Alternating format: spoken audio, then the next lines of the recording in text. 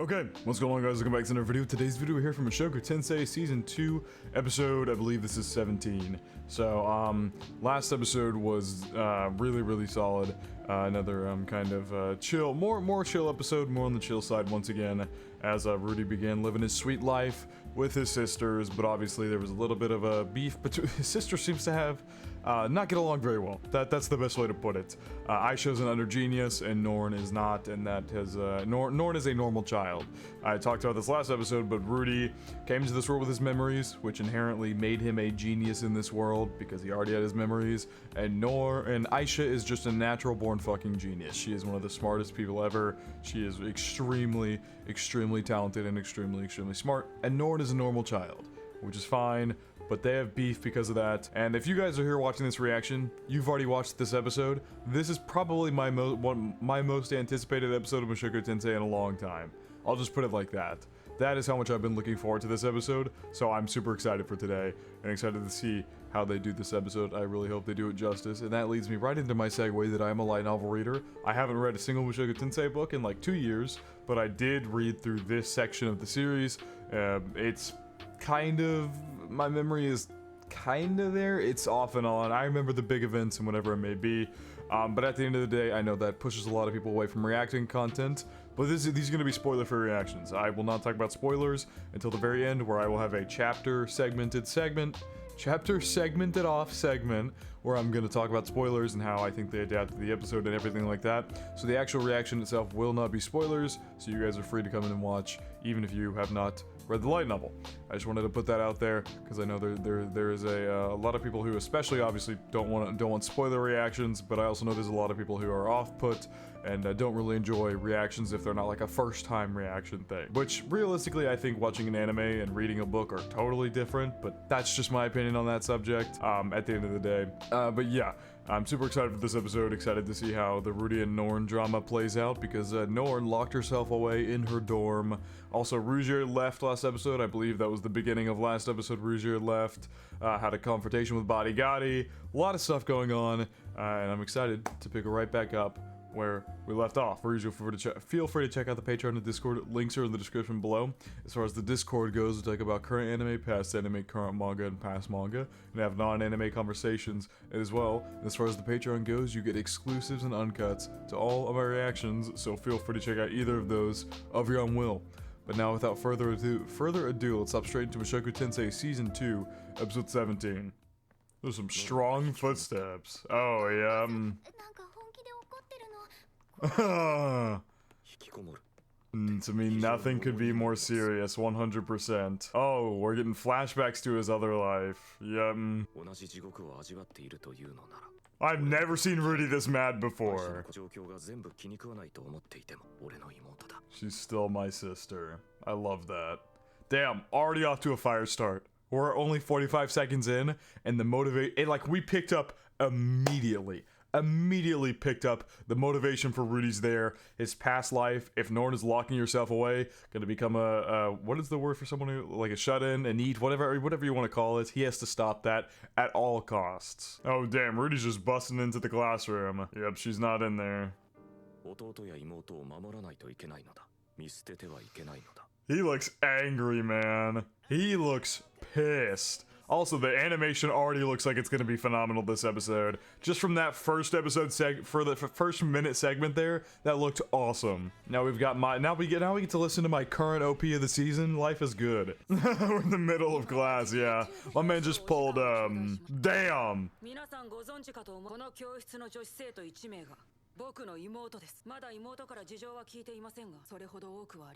Trying to make sure they're not bullying her or anything. To be fair, from everything that we saw of Norn, she just didn't talk with anybody. It's not like anybody in particular bullied her. This is just what we saw from last episode. That's all I'm speaking about. I actually don't remember the cause for why she started staying. Actually, no, yes I do. Yes I do. Maybe. I won't speak on it in case I'm totally wrong. But also, at this point, you've watched the episode, you know the reasoning, so I don't think it's a spoiler. And at the end of the day, if it is a spoiler, I would have already labeled this conversation a spoiler in the final edit. I don't think it was bullying, because from last episode, all we saw was her walking around by herself. And like we even saw there's a segment in last episode where like 3 girl students just walked by her. They didn't say anything to her, didn't bully her, nothing. She just didn't interact with them at all. So it's almost like she's just not interacting with people in general and has eventually led her to shut herself away. I don't know if that is just what we saw from last episode. That's all I'm saying.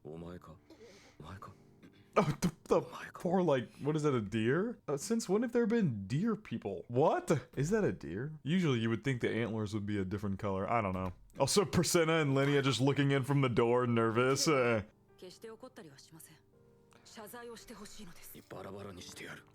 okay.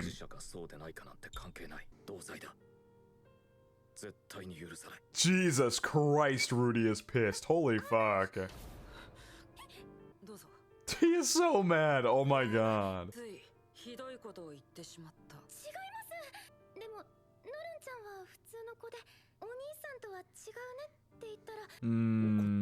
Rudy's starting to realize the problem might in fact be him. Nobody's bullying her. It is indirectly him that is the problem.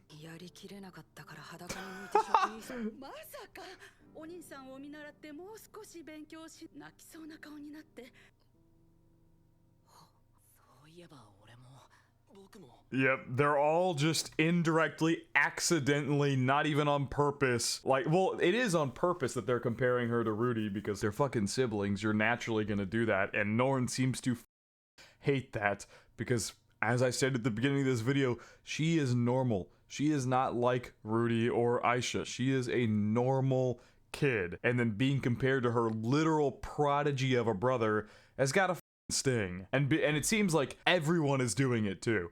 Consistently, everyone keeps doing it and keeps comparing her to her brother, and it seems like it's just overwhelmed her to a certain degree. I think it just clicked in Rudy's head.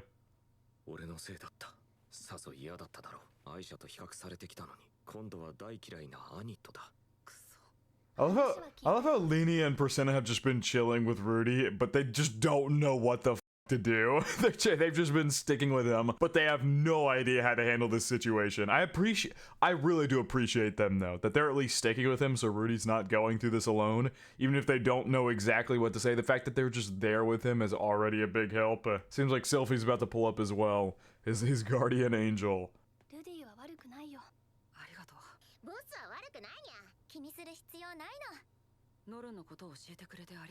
Ah, he learned about it from Linnea and Priscilla.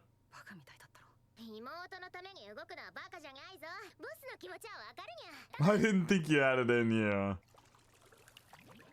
Well, that was sick.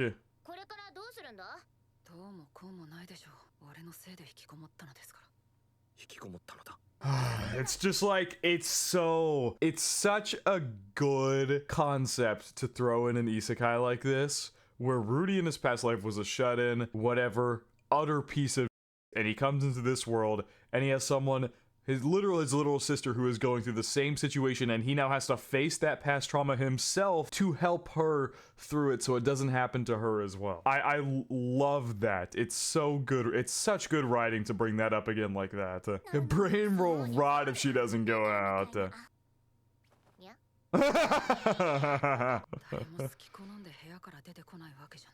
Rudy knows that all too well.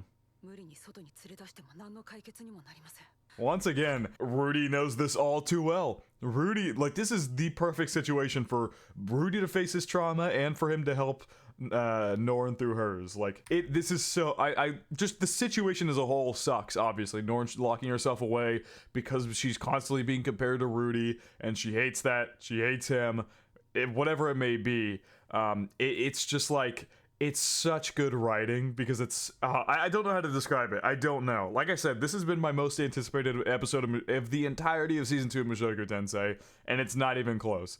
It's not even close, so I have a lot I can say about this one. I have a lot I can speak about in regards to this episode, so you're gonna hear me pause and talk like this probably a lot. I had something else I was gonna say, but I totally forgot now. Oh, well, I think I was gonna say something to the degree of, like, this situation also only works because Rudy is the main character. This situation in this series only works and it hits as hard as it does because Rudy is the main character. That is the only reason it works.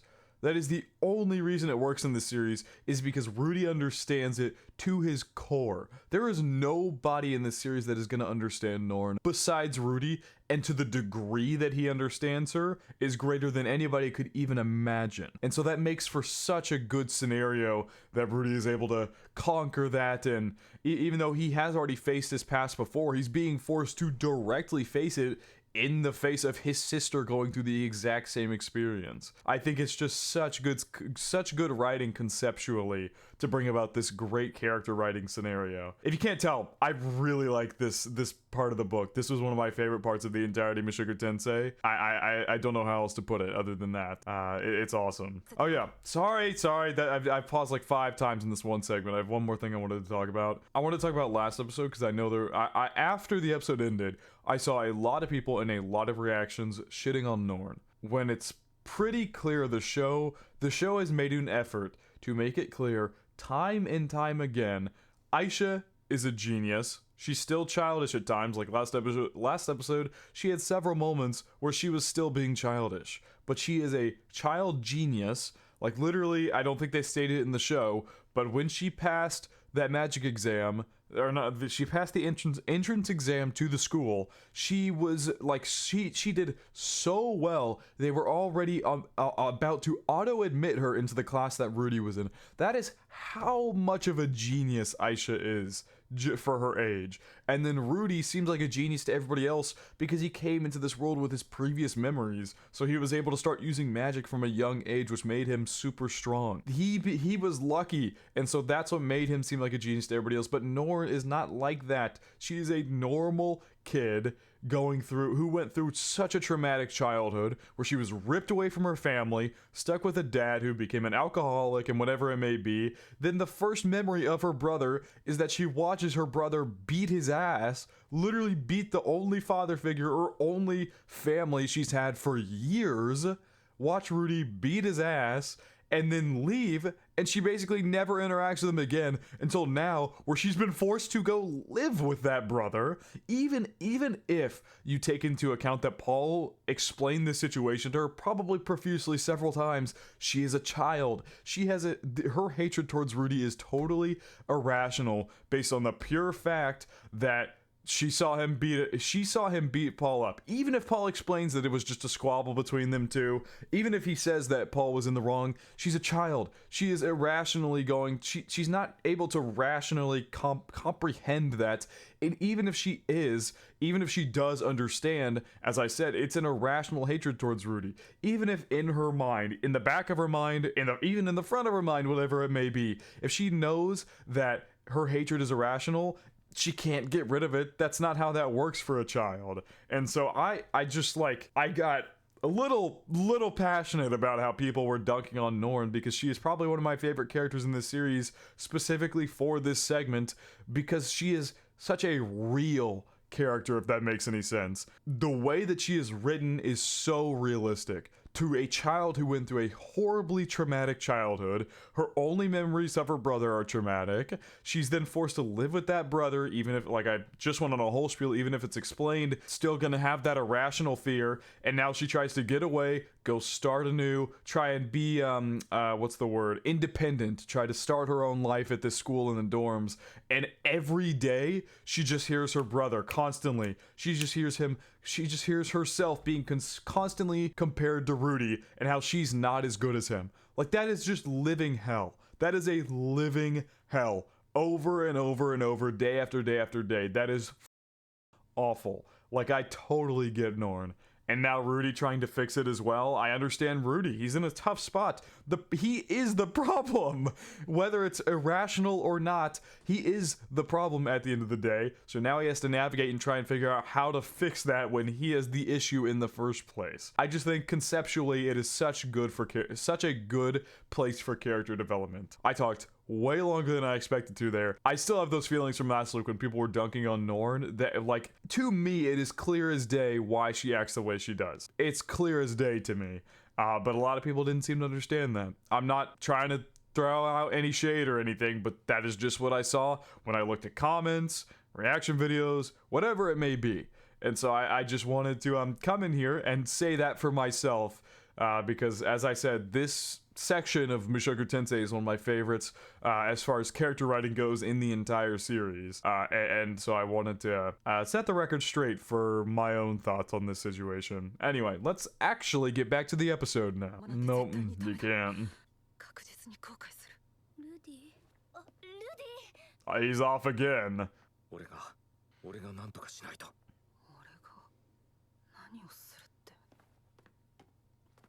My god. He's like lightheaded.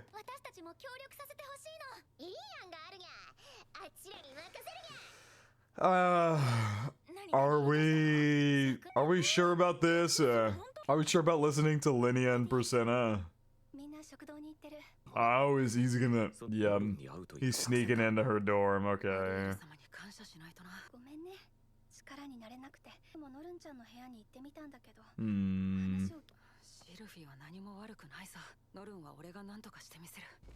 Oh my god, up we go.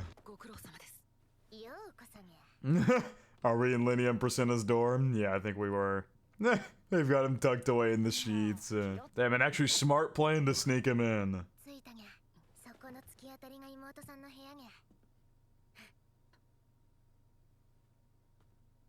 You love to see it. You absolutely love to see it.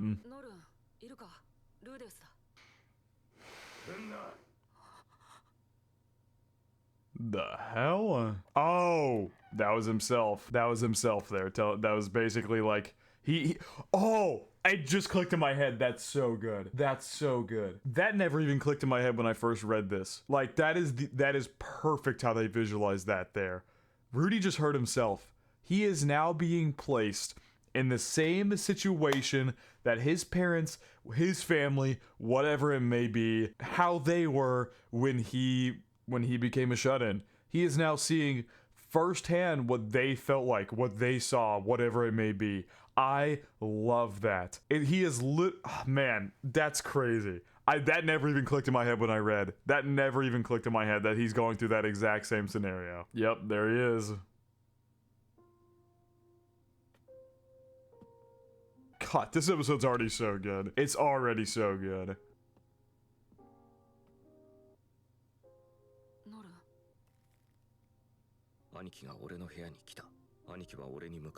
Yep. Oh, the way his brother's getting less and less motivated. Rudy just never listened. It just sucks to see that Rudy had such a good support system around him. Like his parents clearly fucking loved him. We saw that they were giving him food, trying to support him in the best way they can. Even his brother, who in the first episode, Rudy's family beats his ass because he skipped out on their parents' funeral. They beat his ass, deservedly so. Rudy absolutely deserved to get his shit beat in for skipping that. To skip it, I believe they said he skipped it because he was jerking off or something like that. I believe that's what was happening in the show in episode 1. And this brother there probably beat his ass. But to see at this point in time, Rudy had the support system around him, but he was so in his own head that he skipped out on it, and now he refuses to let Norn go through the same thing. I fucking love that development. That is actually beautiful writing. I spit on all of it. Perfect way to describe it. And then brother stopped coming in one day.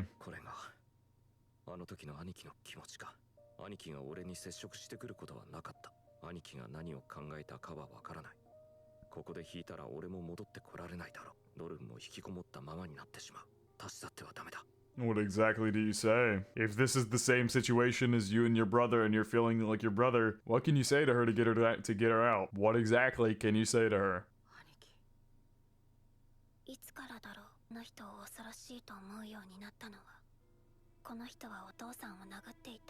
I've been waiting for it. I've been waiting for it. Now we get to see Norn's point of view. So she'll be able to shut everybody up who was dissing on her last episode. Yep, exactly, right here. The same dad who'd kept me safe all that time. That's traumatic for a kid.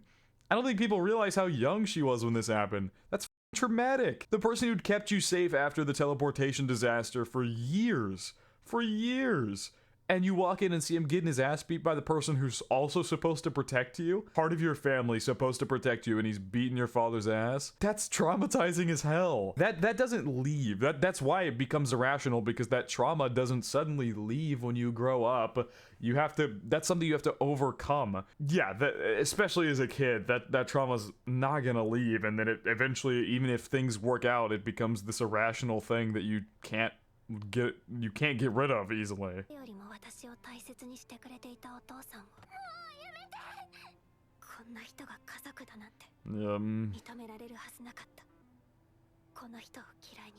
I also totally forgot about the afraid of him thing. I'll wait until they address it more to talk about it. But I also did forget about that as well. I forgot to bring that up earlier, but now that they're gonna address it here, I'll just wait.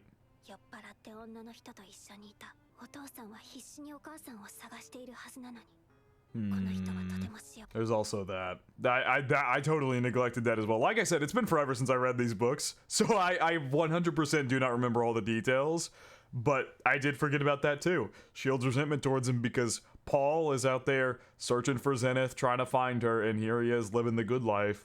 But at the end of the day, she doesn't know how much he searched. She has no idea how much Rudy looked for Zenith in the northern continent. She has no idea. So that's not a very fair claim to make. Because while Paul and them found her on the Bagheera continent, he went to magic school. I believe it was because the man god told him to. I believe that was the case. But at the end of the day, he went to the magic school. Him and Paul were exchanging letters back and forth. Like, it's not like they weren't in communication. And Paul ended up finding her because Rudy searched basically the entire northern continent. So that's not a very fair statement for Norn to make, but obviously she doesn't know that. She doesn't know how much. She doesn't know how many years Rudy spent looking for Zenith. He spent from the second Eris left him all the way until he got to the magic school, which at this point has been like maybe what, a year or two. It's been like a year or two at most. So he spent a good chunk, a good like 4+ years looking for Zenith. So that's not a fair claim, but obviously she does not know how long he spent looking for her.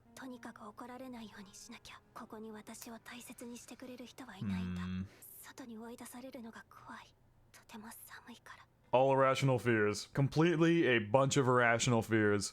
She's terrified of Rudy because in her mind, let's think about this realistically. In her mind, Paul is one of the strongest people she's ever met. He's protected her for the longest time. He is her only parental figure she's ever had that she can remember. Obviously, Zenith was her mom, but she was too young to remember that. And at the end of the day, Paul got his ass beat by Rudy.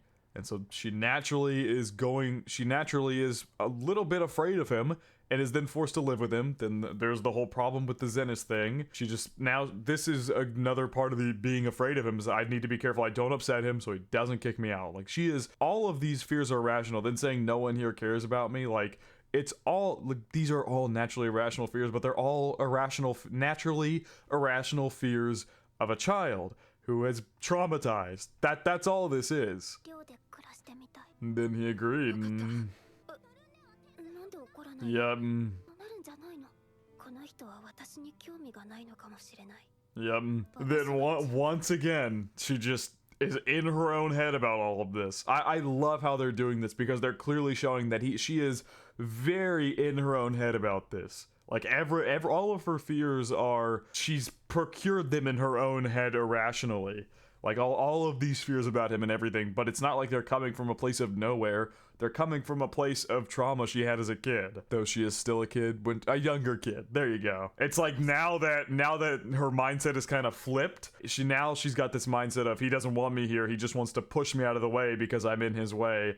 And that's gonna make her even more depressed at the end of the day. God, and then you get to the school where she's constantly compared about her brother. It's just, she cannot escape him, no matter how much she might want to.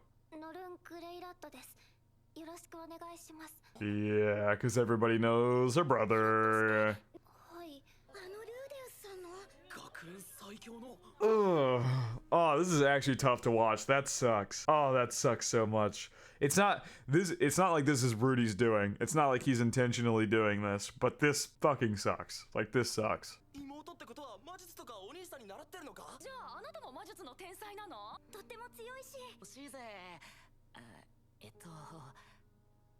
They literally didn't even remember her name. Good lord. They're not even calling her by her name. They're just calling her Rudeus's sister. That is so. Oh my god, that is so up. Oh my god. This is worse than I imagined it would be. Oh man, this is brutal.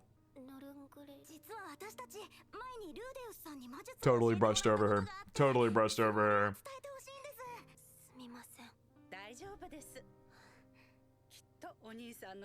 Fucking Christ, man. Oh my god.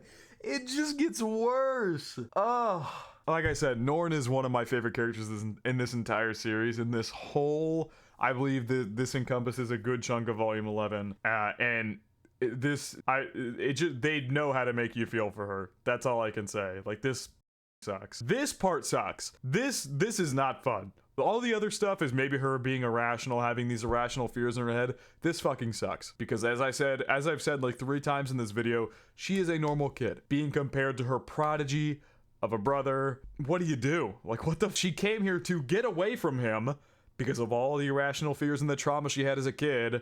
She came here to get away from him, and she still cannot escape him no matter what she does. Yep. Even her own roommate. Even her own roommate. Yep.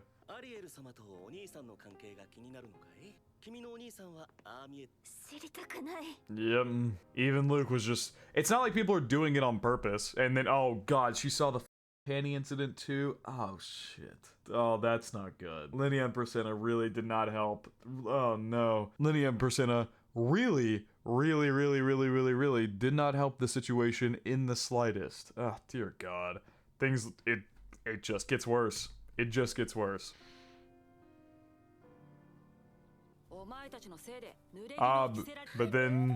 But then she heard him here. I do remember that. She did walk by this scene. But man, this soundtrack they're playing to, this somber, dark piano soundtrack, just makes this scene hit even harder. Literally, the people in front of her are just talking about him.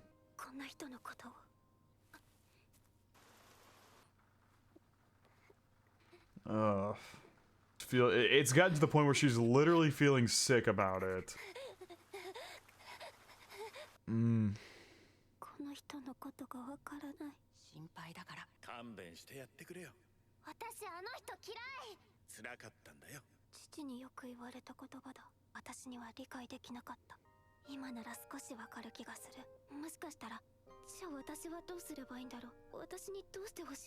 He doesn't want you to do anything. Rudy doesn't want you to do anything. He just wants you to live and enjoy your life. That's why he gave her the freedom to go to the dorms in the first... Well, he also gave her their freedom to go to the dorms because she wanted to get away from him. He just wants her to live and enjoy her life. That's all he cares about. He doesn't want anything from her.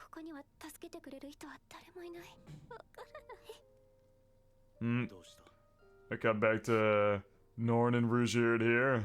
And their trip back to the, I forget what continent Rudy's on at this point. Is it the Malay continent? Malay? I don't know how you pronounce it. I actually don't remember where he is at this point in time. I know he might be on the central continent, the northern continent. Hang on, I'm legitimately gonna pull up a map of the Mushoku Tensei world so I can figure out what continent he's on. He's not near the Austria kingdom at the moment. I really wish it would let me zoom in on this picture. I believe he's on the central continent. I wanna say either that or he's further up north. Because I know that Paul and them are on the Bagheera continent, which I'll put a picture up on screen of the map. But the Bagheera continent is straight south from where I believe Rudy is, which is where Paul is. They're in the Bagheera continent. Actually, Rudy might be in the Millis continent. No. I don't know. Someone's gonna have to remind me where he is at this point in time. I legitimately do not remember. If I remembered, I would tell you guys where he is right now, but I actually don't remember. But either way, Rugierd had to travel a pretty decent length to get back to Rudy with Norn and Aisha. I love hearing that from Rugierd. I love hearing that from Rugierd.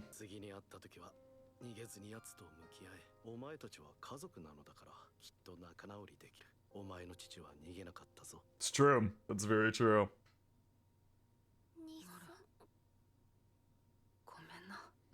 ちに来てから俺のせいでこんなことになってなんて言えばいいかお前のことよくわかんなくてさどうすればいいのかわからないんだ Back comes the curtain, and you get a good look at Rudy's face. Oh, she sees Paul. I love the visualization there. 俺いるからいなくならないからお前のことちゃんと見てるからここにいていいか Oh my god, he's literally about to cry. 兄はきっと絶対に私を殴らない。もう絶対に殴らない。兄も逃げなかった。私は。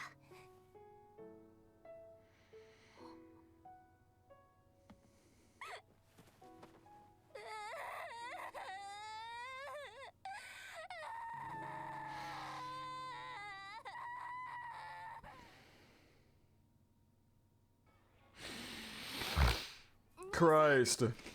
Christ.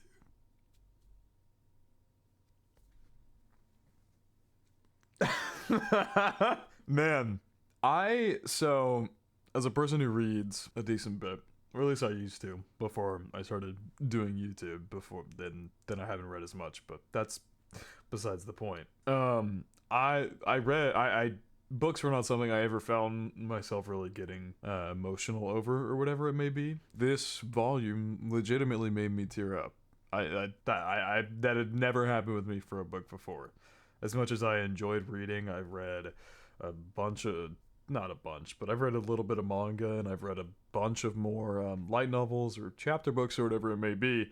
And I had never really gotten that emotional over anything like that. But oh my god, this book was done so well, and it just hit. And that was perfection. That was perfection. Everything about that was actually amazing. That was so good. おはようございます。おはようノル。おはようございます。 Look how much happier she already is. And they're already saying good morning to each other and everything. Ugh. ノルンさん、なんだか Jesus. That got me so good. Wow. That soundtrack they played too. 俺は何もできなかった。何も話してはくれなかったし、何がわだかまっていたか。 Because she overcame them herself. 友、大丈夫だな。おそらく Yep. All she needed to do was have not even a heart-to-heart conversation. Her feelings were already wavering from everything everyone was telling her and whatever it may be, but she was holding up these barriers, these irrational barriers that she didn't need to hold up. She was holding them up because of past experiences, past trauma, but the second she saw her brother in a situation like that, it all broke down immediately. Because at the end of the day, it was all irrational. She came to that conclusion on her own after everything she'd been told from everybody and whatever it may be.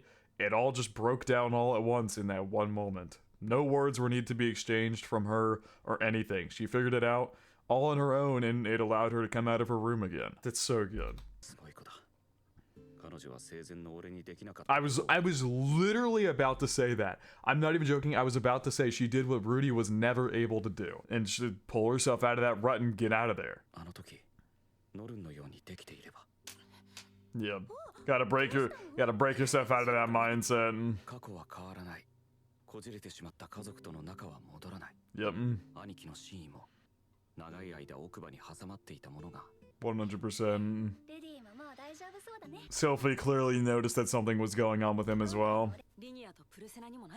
七星が元の世界に帰る時が来たら、その時は兄貴に一つ Aww. 伝言を頼もう。あの時はごめんなさい。そしてありがとうと。That was the best episode of the entire season 2. That was the best episode of the entire season 2 so far.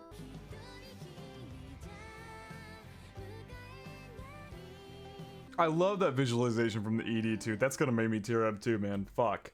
I love that visualization from the ED. Just the fact that it's like Rudy was just like kind of in his own head there. Sophie was telling them to shh, and then it just behind him is his old family. He's thinking of his old life. How like he was thinking of his childhood. Like oh, it's so good.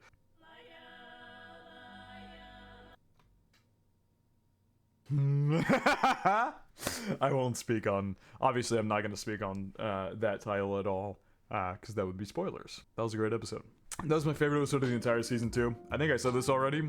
I believe I said this already, but that was easily my favorite episode of the entirety of season 2, and it's not even close. I don't think there's another episode of this season that can even begin to compare how much I loved this episode. As I said, volume 11, which that's what this episode comes from, is one of my favorite volumes of the entire series for this specific moment, and they killed it. This episode was awesome. Genuinely, this episode was amazing. I can't say much else. I just love how they made it clear that Norn overcame her irrational fears on her own, which is something Rudy was never able to do. All Rudy had was to be there. All he had to do was be there, and she was able to see all of her fears and whatever it may be about him were completely unfounded and irrational. All he had to do was just be there, and then she overcame it on her own. She's a strong girl. That much is clear. And I just, it's so good. This episode was so fucking good. In every regard, it was so good. I don't think, as far as non-spoilers, I don't think I have much to say. I think my tears were enough to portray how I feel about this episode. I will defend Norn to I will die on the cliff that Norn is one of my favorite characters in the entire series. I will die on that cliff. I swear to you, I will. This is a phenomenal episode, easily one of my favorites of the entire series. I mean that, by the way. I kind of just spewed that out because I more meant that it's my favorite of season 2, but I said the entire series, and honestly, I would argue that it's one of my favorites of the entire series. I would put it up there with some of my favorites from this entire series, and how good some of the episodes from season 1 were. But yeah, this is just a peak episode all around. I hope I've portrayed my feelings well enough in that regard, but I think that is going to wrap it up for my reaction to Mushoku Tensei Season 2 as far as non-spoilers go. So yeah, if you're non-spoiler, this is where the reaction will end for you. But I hope you guys did enjoy, and I hope you all have a good day. But now we will get into spoiler discussion about the whole episode. Honestly, as far as spoilers go, I don't think I have much to say. This episode was probably one of the best adapted episode of Season 2, if I had to say. I legitimately can't think of any details that were adapted badly. This segment was great. I honestly forgot about this segment where he starts questioning the kids in class, thinking that somebody's bullying her. I know the brother segment was anime original. I know that much. I do not remember there being a brother segment in the light novel. I might be wrong about that. Feel free to correct me. But I do not remember there being a brother segment in the light novel. Which once again, it's another part that Mushoku Tensei excels at, is bringing Rudy's past trauma and adding on to it. Because the light novels address his past trauma, however, the show takes it and adds on to it. Like with the finale of last season, a good chunk of, not the finale of part 1 of season 2, but the finale of season 1, they added on so much than the light novel ever had. And the light novel did phenomenal. But the anime added on so much that made it such a peak finale to the series. Chef's kiss. And that's another scenario of them doing that here, where they add so much extra context to a situation to make the weight feel so much stronger, so much heavier. Just all of this was so well done. Them showing how Norn got to this point, all the people who have told her everything about Rudy, and then the soundtrack that played here was so beautiful. Just as a whole, I don't even think I have much to talk about spoiler-wise. I feel like this is the best adapted episode of the entirety of Season 2. That is just my opinion, though, and obviously, Turning Point 3 next time, I have a feeling a lot of people are going to be worried that it's going to be something bad, but wasn't Turning Point 3 just Sylphie getting pregnant? I'm pretty sure that's all Turning Point 3 was, at the end of the day. It is what it is. This was awesome. And I also just like the way they do so many visualizations, extra visualizations, like the one where she flips the curtain back and it's Paul, and then Rudy's face appears when she blinks, is so good. Like, they add in so many extra details into episodes like this that make it so good. This is Mushoku Tensei at its peak. This is when the series is at its peak. Super well directed, character-driven episodes is when Mushoku Tensei is at its peak. Even if the animation's not been as good, the direction has not been as good for Season 2, I'll be the first to say, Season 2 Part 1 was not my favorite thing ever. I enjoyed it, but it was not very good compared to the light novels. The animation was also very mid at a lot of times. And I know there's a reason for that with production and everything, where a lot of the original director from Season 1 left, a lot of the key animators left, a lot of whatever it may be, a lot of people left this series when it got to Season 2. And so they've been kind of struggling to get back into things, but you get an episode like this and you're like, okay, this is why I fell in love with this series. This is why I fell in love with this series, or episodes like this. And to be fair, we're still just getting, this is just the beginning of peak. Volume 11, 12, 13, 14, 15 are all peak volumes. That streak is just non-stop peak. All of those volumes are phenomenal. Although volume 13 is a more chill volume, I will say. It's a great intermission between volumes 11, between volumes 12 and then 14 and 15. It's a great intermission where Rudy meets his child and whatever it may be. I believe it was stuff like that. This is just the beginning of peak, and I'm hoping they're able to adapt it all the way through, because Turning Point 3, I believe, is a combination of Sylvie is pregnant, and then the man god comes back to Rudy and gives him the option to go to Paul or to stay. That I believe is what encompasses Turning Point 3, and then obviously Rudy decides to leave, and we're gonna get the peak volume 12 that we've all been waiting for a long time now. But I don't think I have much else to say, honestly. So I think that is gonna wrap it up for my reaction to Mushoku Tensei Season 2, Episode 17. Hope you guys did enjoy, and I hope you all have a good day.